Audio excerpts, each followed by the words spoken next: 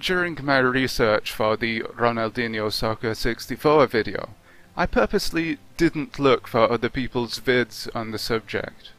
However, this morning I came to look at said videos and, well, there are none. There aren't really many review videos out there. Today we're gonna try and remedy this problem, at least a little bit, by delving deeper into the Ronaldinho 64 rabbit hole. Here is the infamous Ronaldinho 64 splash screen, amateurishly done, mainly because of the blurry bits around Ronnie, and I don't know, he's starting to fade into the background. There you can see there is a fart cloud. Here we have Kevin Ames's Micro64.com write-up on the game. He claims it's the strangest N64 game ever. Now this is just one presentation of the Ronaldinho hack, because I'm sure there were a few generations of the card. Looking a little bit worn there, and clearly printed off with a printer and glued on by hand. Possibly even cut around with a pair of scissors. This is the pinnacle of bootleg video games. This is peak word art, and something that people might look at and say, this should be a meme. Look at it! As much as I would like to say that this image right here is the reason Ronaldinho 64 is a meme, it isn't.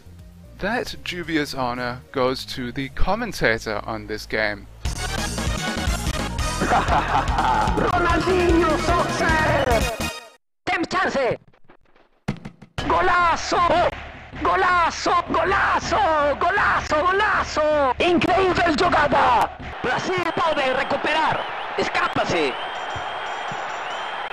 Lateral, Corea. Brasil tem que melhorar. Grande nível tem Brasil. Pase atrás. Bom passe. Brasil interceptou. Corea. Faz pressão. Esquerda. Twin Eagles Gaming are responsible for this bootleg card. TEG were formed in 1989 by a bunch of Commodore hackers and actually BBS enthusiasts. They ran BBSs in Peru back in the late 80s. However, in the 90s they moved on to hacking video games. Here is one of them for the SNES, Campeonato Brasileiro. I'm sorry, I can't do the accent.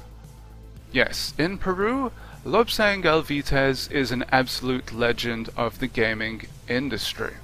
And here we have an article from Vice.com.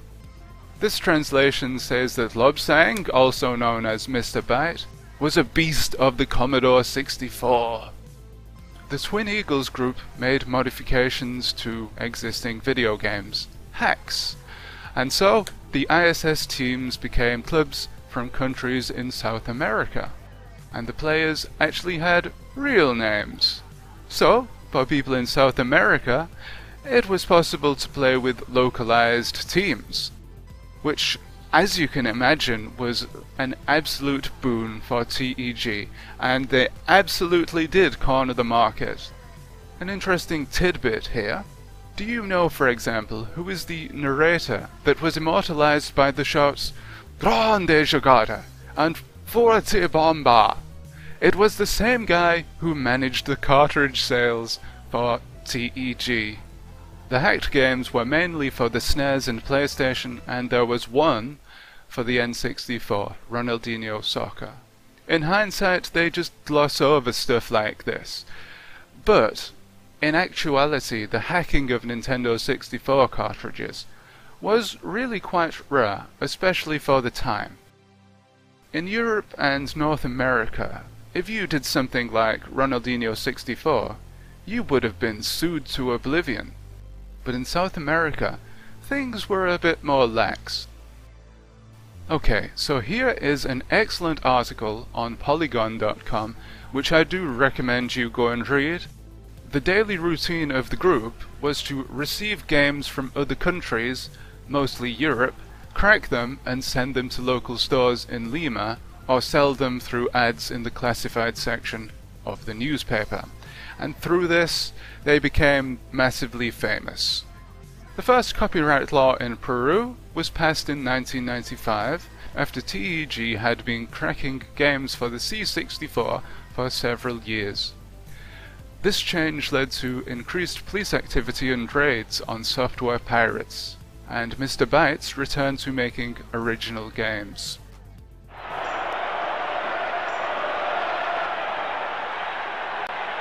Cartão amarelo.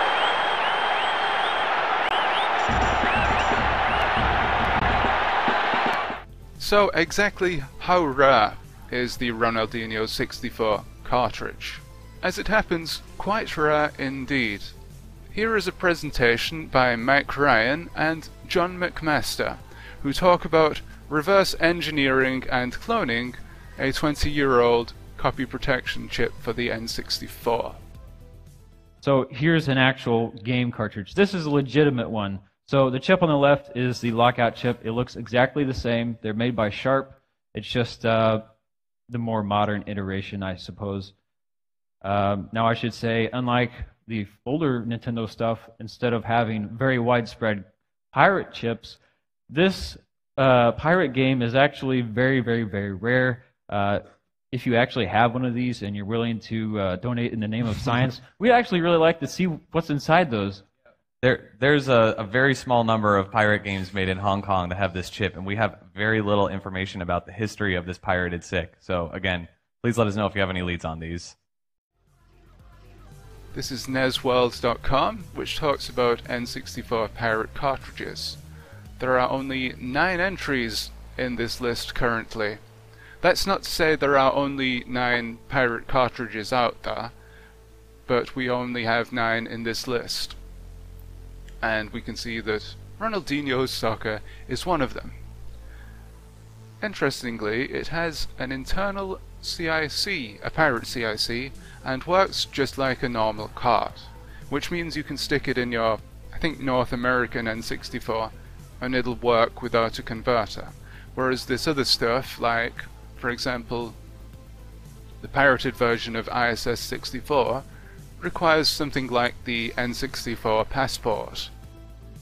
Here's a picture of the passport, courtesy Kevin Ames, and that's how we got his game to run. As we can see, we've got the Ronaldinho card here, and on the back, a normal, I guess, North American cartridge. Kevin Ames also claims that TEG made these games for a quick buck. But he might not be right in that assumption. Did TEG make money on these games? They state that they didn't, at least not for their cracked games. They did some legitimate, in inverted commas, games, and sold them. But they also, I'm guessing, sold stuff like Ronaldinho 64. And there's plenty of evidence out there that that particular Ronaldinho 64 variation wasn't the only one. For example, here's a cartridge box that's obviously been designed quite well. They've moved on from word art. Does that say actually there, a seal of approval? They've stolen the seal of approval from Nintendo? Or maybe they've made up their own version.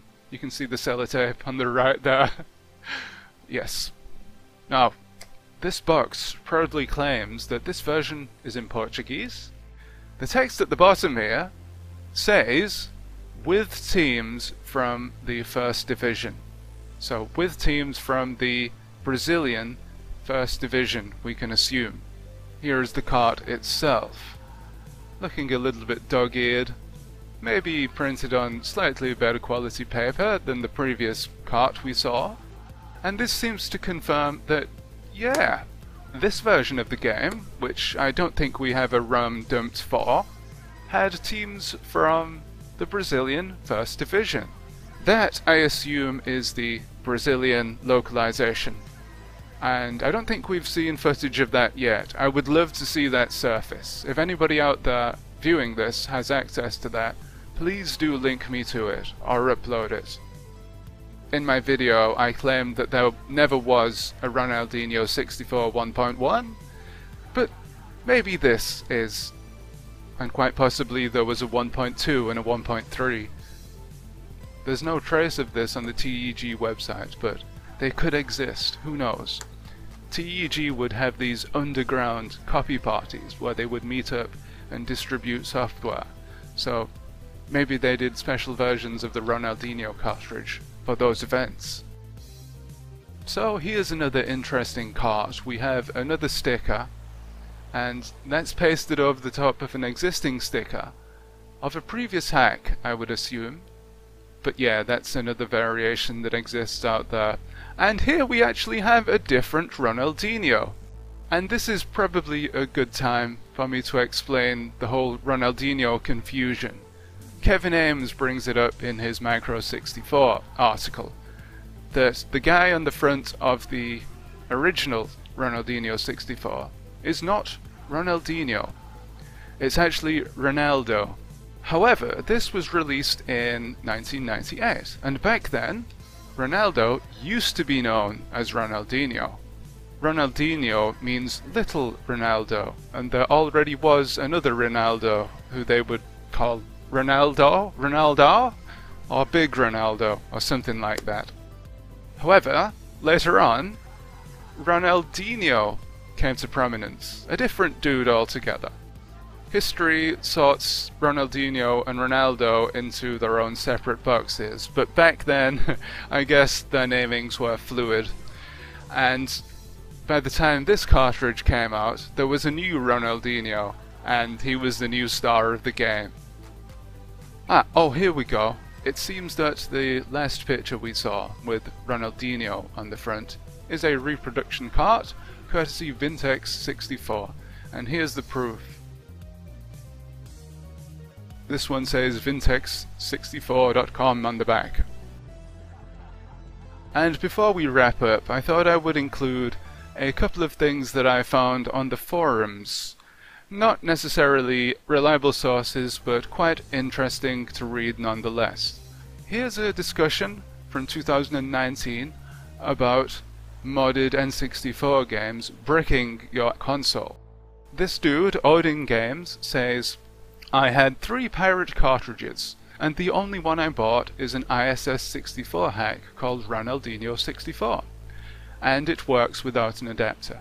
He talks about obtaining 8 more carts from a dude who couldn't sell them because buyers were afraid of bricking their consoles. This guy says that pirate cartridges can burn your console. It did with his. He had several pirates like Chirrut, Cruis'n USA, ISS64, etc. And his console burned. So he took it back to the store and they replaced it with a new device. So that's interesting to learn, but we can't say that that was specifically due to Ronaldinho 64. And that's all the information I've found up to now. I'm sure a lot more is out there, and it would be interesting to speak to Lobsang to see if he knows anything more about this game. And indeed, I've only scratched the surface of the history of TEG. We haven't yet gone over how they eventually folded, which is an interesting story in itself, and has linked to unsavory organizations in Peru, shall we say. So that might be interesting to talk about in the future. But for now, thank you for watching, and if you have any more info about Ronaldinho 64, please let me know. Until next time, sayonara.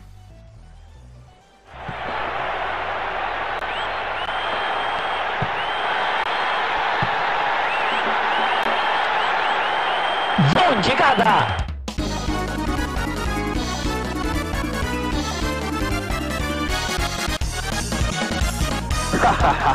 Ronaldinho!